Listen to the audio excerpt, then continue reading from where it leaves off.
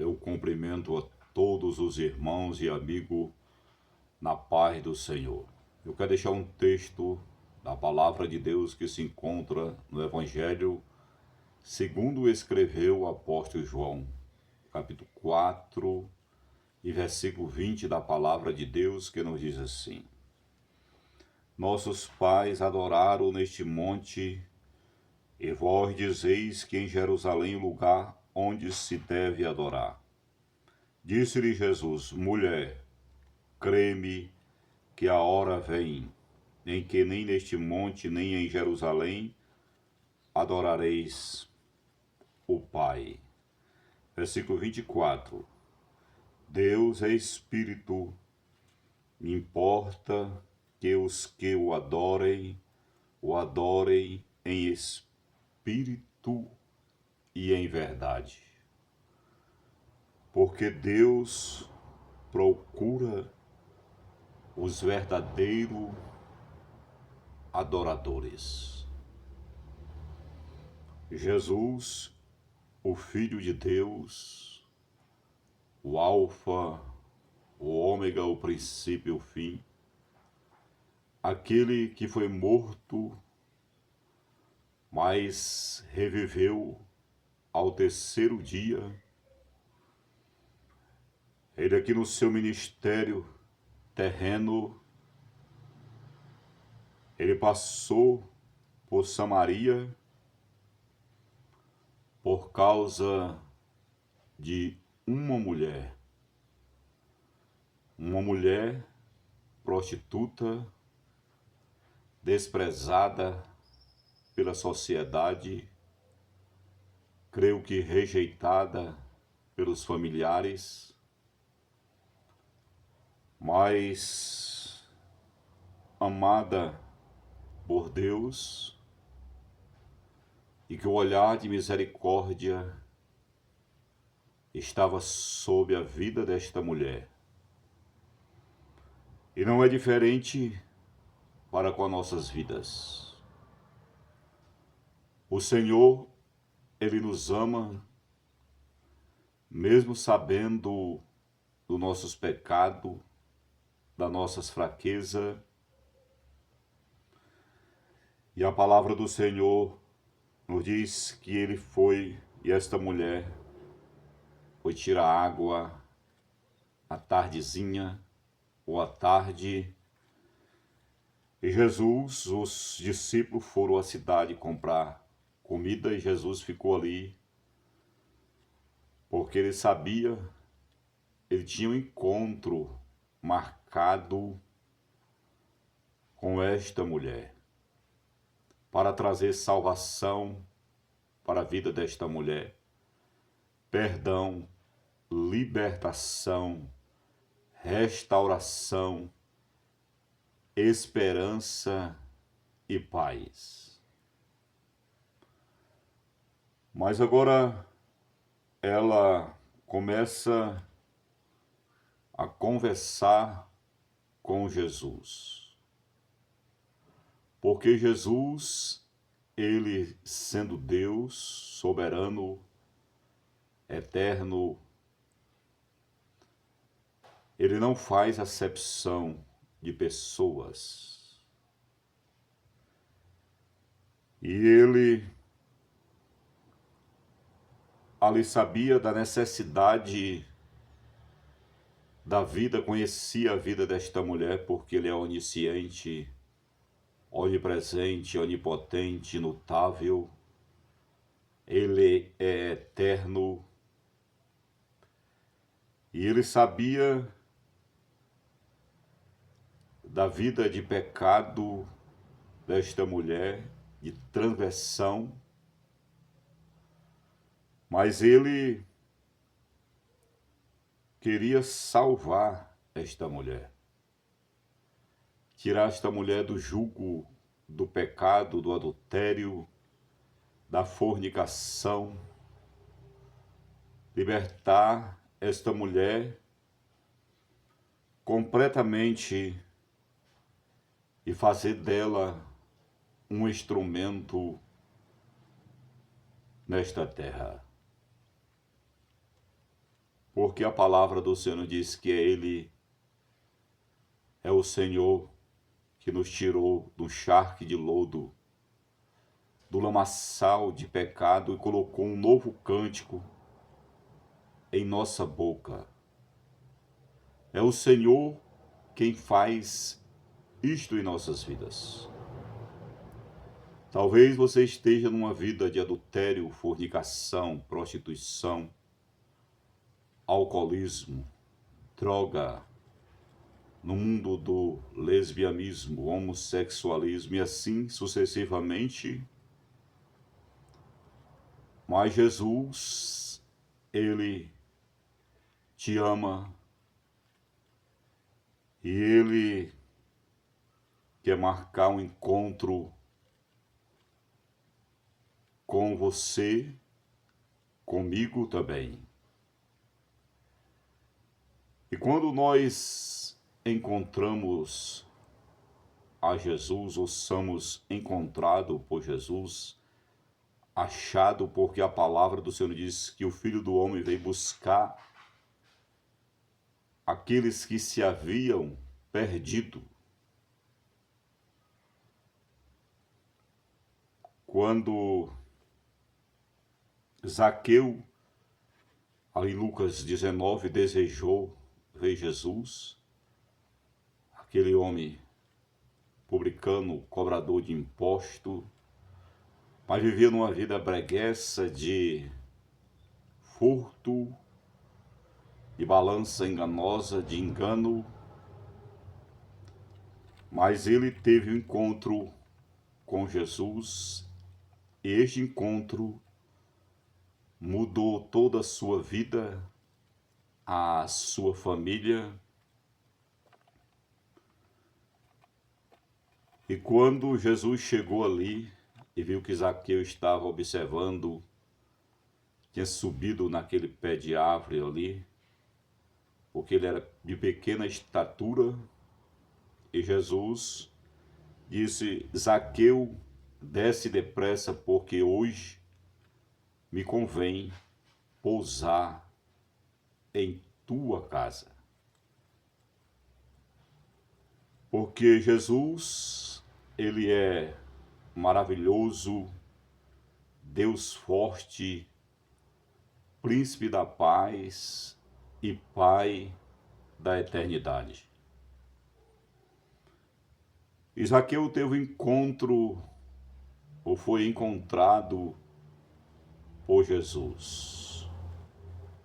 Talvez você esteja perdido, sem direção, sem propósito na sua vida, vendo fracassos, pecado, doenças, tristeza. Mas Jesus, os seus olhos, ele olha para ti, contempla toda a tua situação. O que o Senhor, ele quer de cada um de nós é que nós venhamos tomar uma posição, uma atitude, se levantar e voltar, ou voltasse o nosso coração para o Senhor.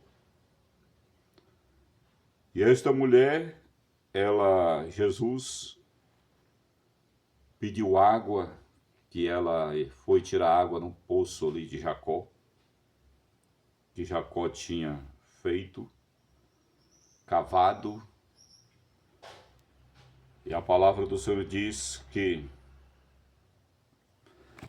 aquela mulher, e disse, versículo 15, disse-lhe a mulher: Senhor, dá-me da água para que não mais.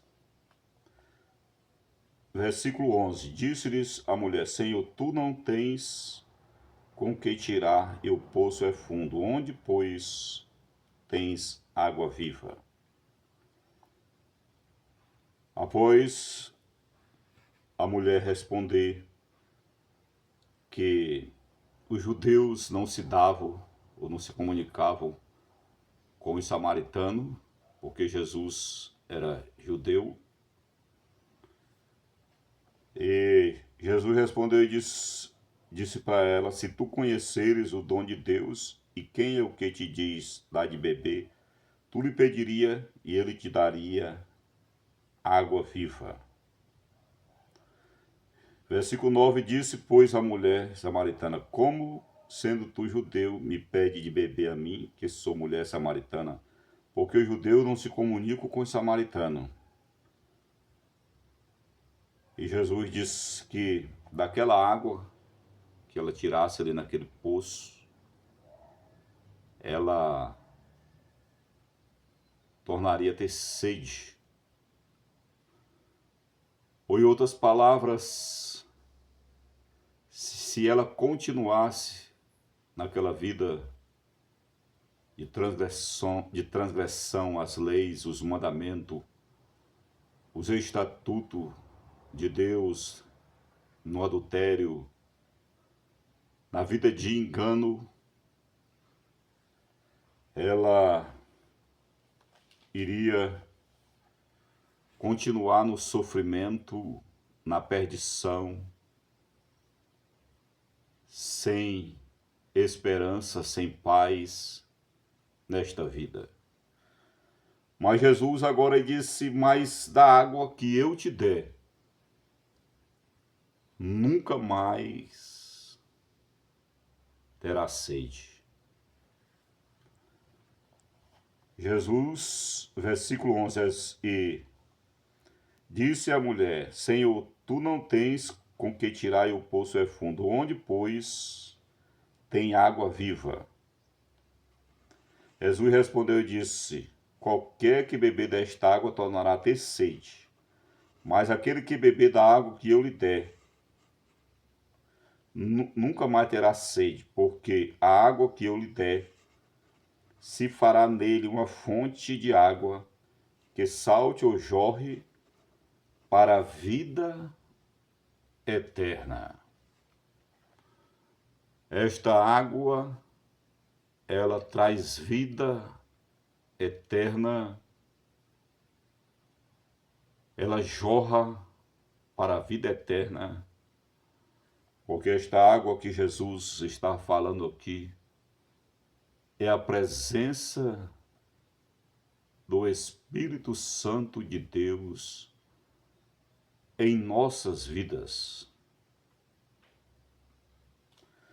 E com a presença do Espírito Santo em nossas vidas, que Paulo diz, no qual nós somos selados para o dia da redenção, que é o penhor da salvação. A presença do Espírito Santo, ela tira todo o desejo de prostituição, do alcoolismo, das drogas, todos os desejos de pecado, porque a presença do Espírito Santo, ela gera dentro de nós a regeneração e a santificação através da sua presença e através da palavra de Deus. Porque aquilo que Jesus falou para Nicodemos, ali em João, Evangelho de João capítulo 3, que aquele que é nascido da carne é carne, ou seja, o homem natural, o homem que não tem o Espírito Santo, nascido da carne. O salmista disse, no Salmo 51, em pecado fui formado pela minha mãe. Mas Jesus disse, aquele que é nascido do Espírito é Espírito. Ou seja, o homem espiritual. Não agora o homem carnal, mas aquele que é nascido segundo Deus. Nascido, ou seja, nascido de Deus. E na Epístola de João, João nos revela que aquele que é nascido de Deus, ele não vive pecando contra Deus na prática do pecado. Somos pecadores, mas agora não vivemos mais na prática, porque somos justificados pelo sangue de Jesus, recebemos o Espírito Santo de Deus e o nosso nome está escrito no livro da vida e somos nova criatura. Coríntios 5,17 nos diz que as coisas velhas se passaram, eis que tudo se fez novo. E Jesus agora lhe disse que, para esta mulher, que ele procura os verdadeiros adoradores. Ela disse que os nossos pais adoraram no monte, e vós dizeis que é em Jerusalém. Mas quando nós temos um encontro com Cristo e passamos a ser templo do Espírito Santo, a igreja do Deus vivo nesta terra, porque muitos adoram ou buscam ao Senhor em montes, que não é pecado, mas quando desce do monte, continua o velho homem, as velhas práticas, um lar de contenda, e assim sucessivamente, não glorifica o nome do Senhor, porque não é um adorador, não teve o encontro ainda verdadeiramente com o Senhor, com Jesus, não passou pelo novo nascimento, e sobe monte, desce monte, mas continua na mesma situação ou na mesma posição. Mas o Senhor quer que nós, além de ir para o monte ou subir o monte, descer o monte, quando nós descer revestido do poder do Espírito Santo, da palavra de Deus, sermos sal, sermos luz deste mundo, em qualquer circunstância das nossas vidas, adorar o Senhor em espírito e em verdade, nas perseguições, nas doenças, nas portas fechadas, na angústia, em todos os momentos da nossa vida, porque é esses que o Pai procura, os verdadeiros adoradores. E a mulher disse, mas vós dizeis que é em Jerusalém, ou seja, no templo, na igreja. Quantos adoram ao Senhor somente no templo? Muitos nem no templo adoram, porque vão para o templo conversar, templo físico, a congregação, porque nós somos o templo do Espírito Santo, somos igreja. Mas mesmo no templo da congregação, muitos não adoram o Pai em espírito e em verdade, vão conversar,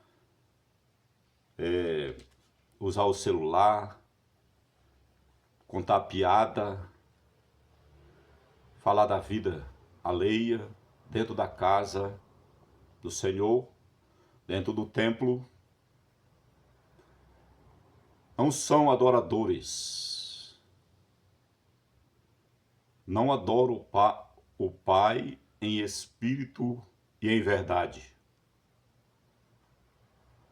Por qualquer motivo, estão querendo largar a cruz, se entristecer, parar a caminhada. Mas eu e você temos de colocar um propósito em nossos corações, de ser adorador. Eu tenho colocado um propósito em meu coração, que a minha salvação, servir a Deus, adorar o Senhor, está acima de todas as coisas. E é um mandamento de Deus. Amarás ao Senhor teu Deus de todo o teu coração, de toda a tua força e de todo o teu entendimento. Mas muitos estão congregando todos os dias, vamos se dizer assim, quase todos os dias, ouvindo a palavra, louvando ao Senhor, mas quando sai do templo, já não são mais adoradores, já tiram as vestes de ovelha e colocam as vestes de lobo. Há uma transformação de mente, de entendimento, mas o Senhor diz que o Pai procura os verdadeiros adoradores. A maior igreja que existe é na tua casa, a tua família, teus filhos, tua esposa. É a igreja que o Senhor consagrou. Não quer dizer que você vai congregar em casa, não. Tem de ir para o templo. Mas a maior igreja, como adorador em espírito e em verdade, é no teu lar. O maior altar público é na tua casa. No teu quarto, entra no teu quarto e ora ao teu Pai em secreto, que vê e te responderá as tuas orações. Colocar hinos de louvores, ouvir pregações, cantar hinos ao Senhor, falar sobre a palavra de Deus para os seus filhos. Não é fácil, mas o Pai procura os verdadeiros adoradores que adorem o Pai em espírito e em verdade. E esta mulher, ela se tornou uma verdadeira adoradora, uma missionária, e após ter este encontro com Jesus, receber a presença do Espírito Santo, beber da água viva que jorra para a vida eterna, após ela reconhecer que o Senhor era o Messias, que Jesus disse que sou eu, e ela creu, e agora aquela mulher, que não era mais aquela mulher, uma nova mulher, era uma adoradora, agora com a visão dos céus, de reino, de glória, de esplendor, ela sai e proclama e anuncia a Jesus, o Salvador, o Libertador, o Redentor, aquele que fez a obra na sua vida. E quando todos ouviram a mensagem daquela mulher, disseram, porventura este não é o Cristo, o profeta, receba esta palavra.